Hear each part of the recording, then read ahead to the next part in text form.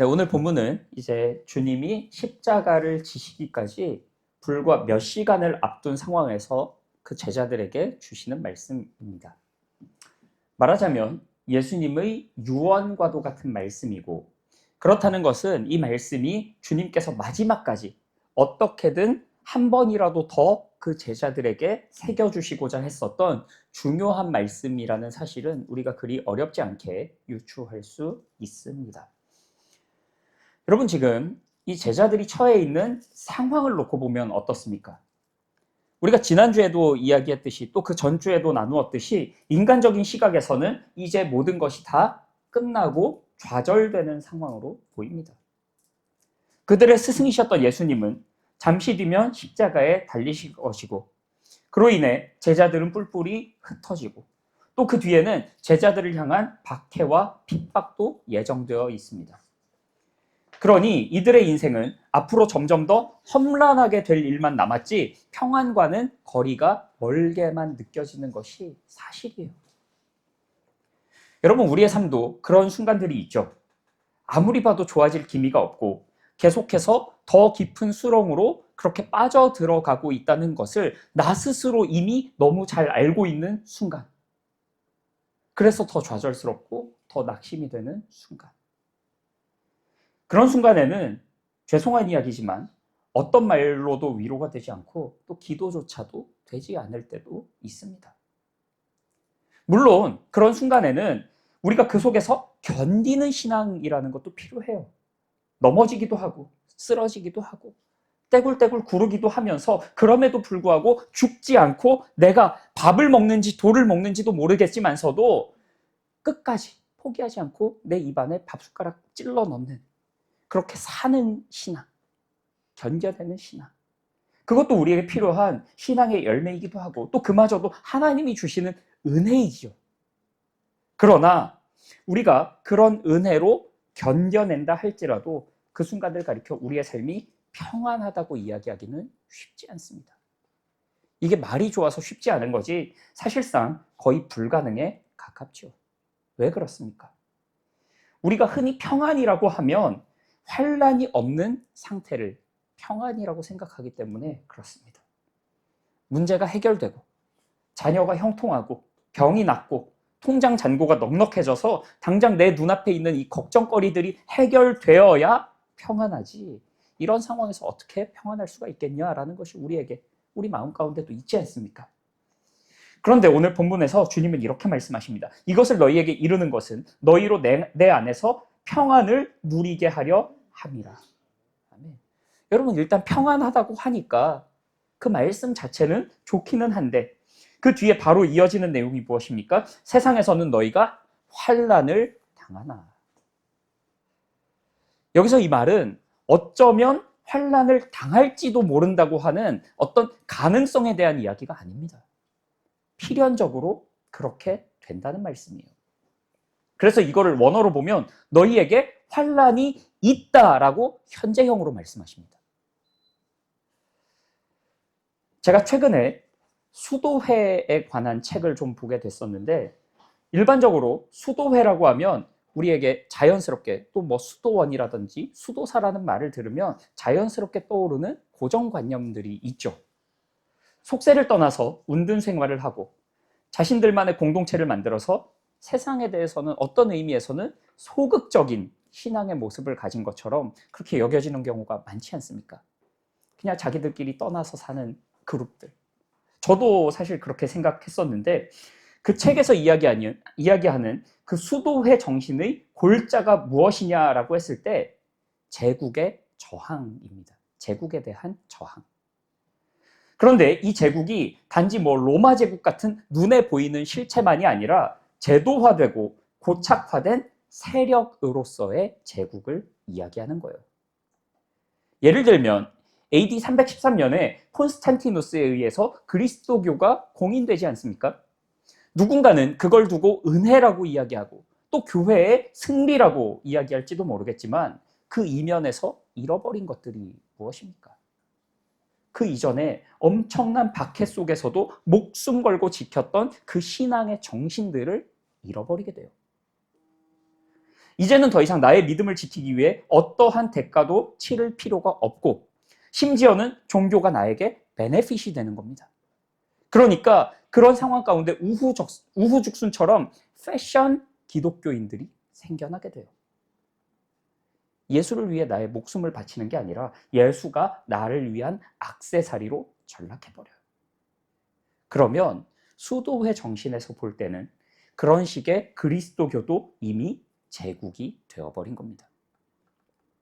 그래서 그 제국을 떠나서 때로는 그로 인한 불이익도 받고 환난도 당하지만 그럼에도 불구하고 탈제국화를 위한 몸부림을 치며 본질로 되돌아가고자 하는 것. 그게 바로 수도회 정신이었다라고 이야기를 합니다. 그 책을 보면서 참 많이 했던 생각이 어쩌면 한국교회도 이미 제국이 되어버린 것은 아닐까라는 생각을 참 많이 하게 됐습니다. 그리고 그 연장선상에서 보자면 여러분 요새 나라 안팎으로 참 여러 가지 어수선하고 시끌시끌하고 또 여러 가지로 기독교적으로 우려의 목소리를 내는 부분들도 있지만 여러분 거기에 너무 그렇게 귀 기울이고 매몰되실 필요 없습니다. 어차피 우리는 역사의 주인이 하나님이시라고 믿는 사람들이지 않습니까? 그러면 하나님께서 우리 성도들에게 고난의 시간을 허락하신다고 하면 그때는 당해야죠. 당해야죠. 조금 전에 수도회에 대한 이야기를 잠시 했었는데 교회의 순수성이 정말로 잘 지켜졌던 때는 역설적이게도 박해의 시기였습니다. 오히려 그리스도교가 공인되면서 교회는 변질되고 타락해요. 중세 로마 카톨릭을 봐도 그들이 힘을 가지고 기득권 세력으로서 어느덧 그 자체가 제국이 되었을 때 썩어 문드러지지 않습니까? 그러면 단순히 우리가 편안하게 안전하게 신앙생활을 할 수 있는 것이 진짜로 안전한 일인지에 대해서도 우리가 깊이 고민해 봐야 합니다. 오늘 주님도 우리에게 말씀하시잖아요. 세상에서는 너희가 환난을 당할 수밖에 없다라고 주님이 직접 우리에게 말씀하시는데 감히 우리가 뭐라고 편안하게 지내는 게 좋은 거고 고난을 당하면 나쁜 거라고 이야기하겠습니까? 사실 이렇게 이야기하는 저도 그래서 너는 고난을 당할 자신이 있느냐라고 하면 그렇지도 않습니다. 저도 고난이라고 하면 어떻게든 피하고 싶고 당하지 않았으면 좋겠지요. 그런데 여러분, 우리의 본성이 그런 존재들이기 때문에 어떻게든 요리조리 피해가고 싶고 미꾸라지처럼 빠져나가고 싶어하는 존재들이기 때문에 더더욱 그런 순간이 온다면 고난당할 준비를 하며 살아야 되는 거예요. 정말로 그런 순간이 왔을 때 내가 어떤 사람으로 하나님 앞에 서 있을 것인지를 지금부터 준비하지 않으면, 지금부터 되새기지 않으면 그 거센 풍랑 가운데 어떻게 우리의 마음을 지킬 수 있겠습니까? 물론 그 준비라는 것도 내가 나의 어떤 의지를 가지고 할 수 있는 것이 아니라 그 순간 하나님께서 우리에게 은혜 주시기를 구하면서 지금부터 납작 엎드려 사는 것, 그게 우리의 준비입니다. 왜냐하면 주님께서는 우리에게 환난이 있을 것이라고도 말씀하시지만 동시에 그런 우리에게 평안을 누리게 한다고도 약속하시지 않습니까? 그렇다면 주님이 우리에게 약속하시는 이 평안은 환난을 피하는 평안은 아닐 거예요. 환난 중에 있지만 그 속에서 예수의 영이신 성령이 우리와 함께 하시고 수많은 업앤다운 속에 살아가는 우리의 마음을 그럼에도 순간순간 붙드셔서 하나님을 향하게 하시는 은혜. 그게 성령 충만이잖아요. 여러분, 성령 충만이 무슨 요가 파이어처럼 불 쏘고 그런 게 아니라 뭐 방언하고 예언하고 이런 게 아니라 나로서는 절대로 그렇게 할 수 없지만 성령께서 감동 주셔서 우리의 말이, 우리의 행동이, 우리의 생각의 방향이 하나님을 향하게 하시는 그 하나의 점을 찍는 순간, 그리고 그 점들이 모여서 선이 되고 면이 되고 입체가 되어서 우리 자신을 이루고 빚어가시는 그 모든 과정과 순간들이 성령 충만이고, 여러분 그것보다 더 큰 은혜, 더 큰 기적이 어디 있겠습니까? 모르긴 몰라도 그 은혜는 우리의 환난 중에 더 빛을 발하게 되어 있습니다. 그러니까 환난 중에서도 예수님으로 인해 평안할 수 있는 것이고, 우리가 아까 찬양했던 것처럼 주 예수와 동행하니 그 어디나 하늘 나라. 아멘.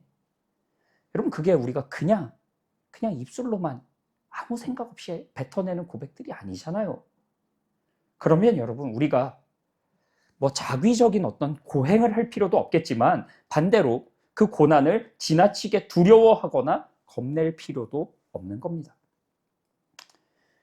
그렇다면 여러분, 우리의 그 평안의 근거는 무엇입니까? 우리 같이 본문을 다시 한번 한 목소리로 읽어보시겠습니다. 이것을 너희에게 이르는 것은 너희로 내 안에서 평안을 누리게 하려 함이라. 세상에서는 너희가 환난을 당하나 담대하라, 내가 세상을 이겼노라. 아멘. 여러분, 주님께서는 우리에게 이길 것이다 라고 말씀하시는 것이 아니라 이미 이겼다고 말씀하시고, 그렇기에 담대하라는 명령이자 위로를 우리에게 주십니다. 그런데 성경이 오늘 우리에게 주시는 이 말씀과 굉장히 비슷하게 오버랩되는 장면이 또 다른 부분에 나오는데, 많은 분들이 너무나 사랑하시는 시편 23편 말씀입니다. 우리 같이 성경을 좀 보실까요? 시편 23편 5절입니다. 함께 읽겠습니다. 주께서 내 원수의 목전에서 내게 상을 차려주시고 기름을 내 머리에 부으셨으니 내 잔이 넘치나이다. 아멘. 자, 보시면 주께서 내 원수의 목전에서, 내 원수의 눈앞에서 상을 차려주신다라고 하는데, 갑자기 생뚱맞게 웬 상입니까? 상을, 이 테이블, 갑자기 밥상을 왜 차려주신다는 겁니까? 이 상은 단순히 나를 원수의 앞에서 존귀하게 여기시고 높여주신다는 수준의 이야기가 아니고, 전쟁에서 이기고 돌아온 개선장군에게 왕이 베풀어주는 그 승리의 잔치상의 이미지가 그 안에 담겨 있는 거예요. 그런데 그 상을 어디서 차려주신다고요? 내 원수의 목전에서. 이 말은 아직 전쟁이 끝나지 않았다는 뜻입니다. 여전히 내가 싸워야 할 원수가 내 눈앞에 있고 또 치러야 할 전쟁이 있습니다. 그 상황에서 하나님께서는 나로 하여금 그 전쟁을 피하거나 건너뛰게 하시는 것이 아니라 대놓고 그 전쟁 앞에서, 그 원수 앞에서 네가 이미 이겼다 선언하시며 그 승리의 잔치상을 베풀어주고 계신 거예요. 그래서 우리는 내 앞에 아무리 두려운 적이 있고 맹렬한 싸움이 기다리고 있더라도 두려워하지 않고 담대할 수 있습니다. 이미 주님께서 이기신 그 싸움을 나도 이겼다고 하나님께서 친히 확증해주고 계시기 때문에 그것을 의지하여 우리도 담대할 수 있는 것이지요. 그런데 여러분, 바로 이 지점에서 우리가 마주하게 되는 또 하나의 실제적인 딜레마가 있습니다. 분명히 하나님께서 다 이긴 싸움이라고 해주셨고 그 승리를 선언하셨음에도 불구하고 막상 우리의 삶에서는 그것들이 보이지도 않고 또 느껴지지도 않을 때가 너무 많다는 거예요. 분명히 주님이 다 이겼다고 말씀하셨는데 여전히 내 눈앞에 있는 원수는 너무나 두렵고, 또 어떤 때는 주님이 약속하신 승리는커녕 아주 너덜너덜해진 우리 자신을 발견하기도 합니다. 그러면 여러분, 주님의 이 약속의 말씀과 우리의 현실이라고 하는 이 사이에서의 간극을 우리는 대체 어떻게 이해해야 합니까? 바로 이 지점에서 우리가 두 가지 개념을 좀 짚어볼 필요가 있는데, 첫째는 이미와 아직, already와 not yet의 신학입니다. 마태복음 12장 28절에서 주님은 이렇게 말씀하십니다. 그러나 내가 하나님의 성령을 힘입어 귀신을 쫓아내는 것이면 하나님의 나라가 이미 너희에게 임하였느니라. 아멘. 여러분, 이게 무엇입니까? 이미 승리하신 주님께서 이미 임한 하나님의 나라를 선포하시는 것이죠. 그런데 이 임했다는 말을 원어로 보면 완성됐다라는 의미보다는 종말의 나라가 이 땅의 역사 가운데 돌입했다라는 의미를 가지고 있습니다. 말하자면 미래의 사건이 현재로 침투한 것이죠. 그래서 하나님의 나라는 이미 우리 가운데 도래하였으나 아직 완성되지 않은 현재성과 미래성을 다 가지고 있는 동시에 이미 그 모든 것을 선포하신 하나님의 확증하심으로 인해 마치 과거의 사건처럼 다루어지기도 합니다. 그 안에 과거와 현재와 미래가 다 들어있어요. 그럴 수밖에 없는 것이 이 시간이라는 것도 하나님께서 친히 창조하셨던 피조물에 불과한 것이고, 그 우리의 시간을 가지고 하나님의 나라를, 하나님의 역사를, 하나님의 시간을 담아낼 수 없기 때문에 우리로서는 이해할 수 없는 신비로 그것을 받아들일 수밖에 없는 거예요. 그래서 믿음으로 우리가 바라보는 겁니다. 그래서 여러분, 제가 여러분과 늘 이 모든 것들 가운데 결론적으로 나누고 거듭하여 또 강조하는 것이 지금이라고 하는 이 한순간을 코람 데오, 하나님 앞에서 어떻게 살아갈 것인가에 대한 문제인 겁니다. 사실 그게 우리가 하나님께 드릴 수 있는 전부잖아요.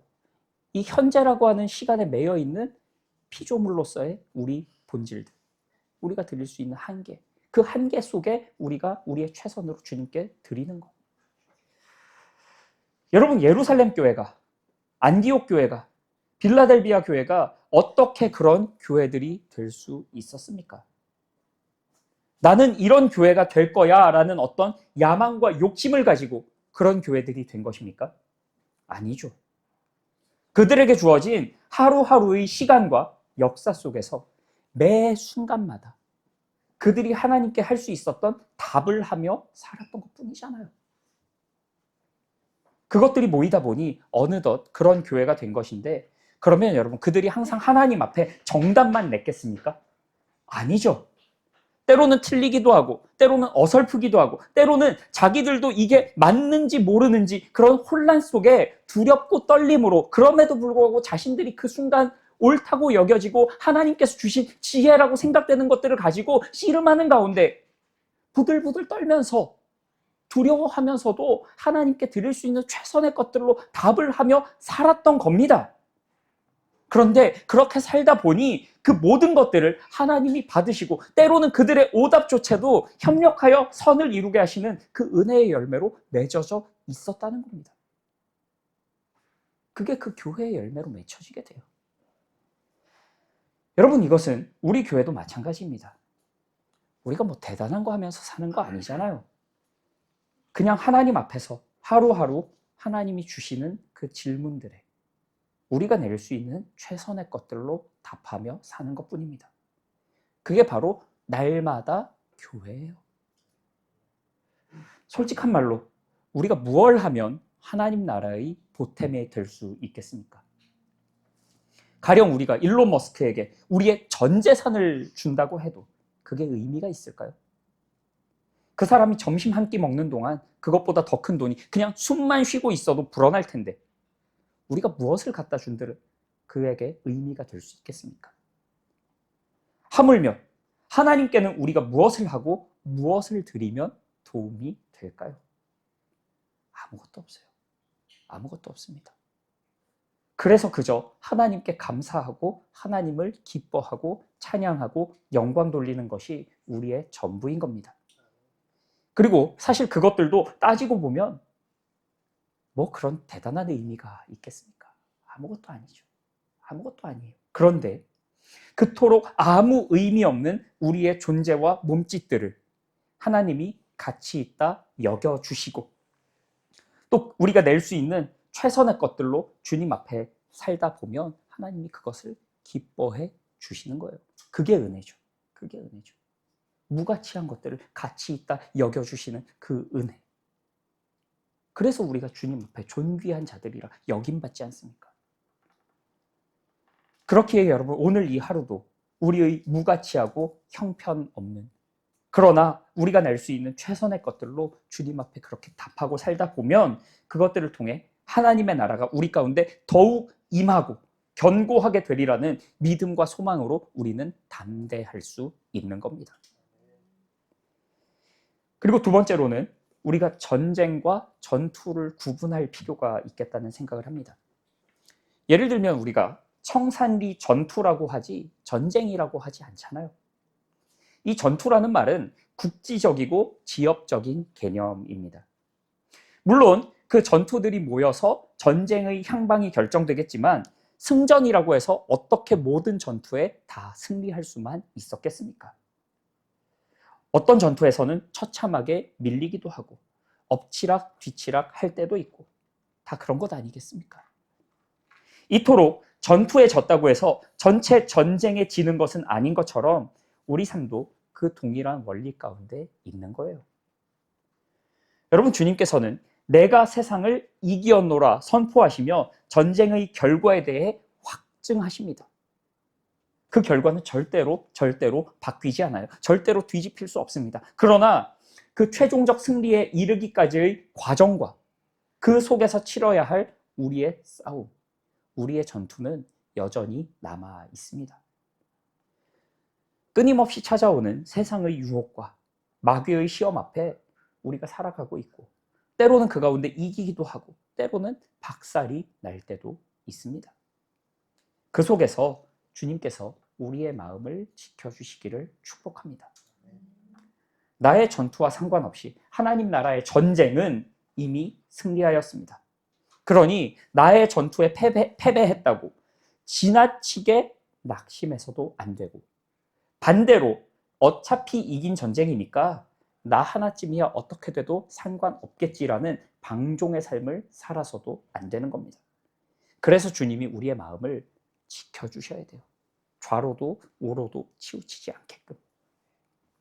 그렇게 여러분, 우리의 삶의 고백과 결론은 늘 똑같습니다. 오직 예수, 다시 예수. 사랑하는 성도 여러분, 혹시 오늘 이 자리에 삶의 전투에서 패배하여 너덜너덜해진 마음으로 오신 분도 계실지 모르겠습니다. 잘 오셨습니다. 잘 오셨어요. 주님께서는 그런 우리에게 다시금 상을 차려주시며 이렇게 말씀하십니다. 괜찮다. 걱정하지 마라. 내가 세상을 이겼노라. 아멘. 그렇기에 우리는 그 주님을 바라보고 믿는 가운데 오늘 나의 모습이 어떠하든지 최종적인 결말은 하나님 나라의 승리라는 사실을 소망하며 담대할 수 있고, 이것이 바로 우리가 환난 중에서도 누릴 수 있는 평안이 되는 겁니다. 이번 한 주간에도 혹은 당장 이 예배를 마치고 돌아가는 그 순간에서부터도 우리를 기다리고 있는 수많은 전투가 있을 줄로 압니다. 그러나 여러분, 주님이 승리하셨다는 그 확신을 가지고 당당하게, 담대하게 오늘 하루 내가 주님께 올려드릴 수 있는 최선의 답을 하며, 그것이 오답일 수도 있고 어설플 수도 있겠지만 우리의 최선의 것들로 주님 앞에 답하며 평생토록 그렇게 우리 함께 손잡고 나아가는 저와 여러분이 되시기를 주님의 이름으로 간절히 축원합니다. 아멘.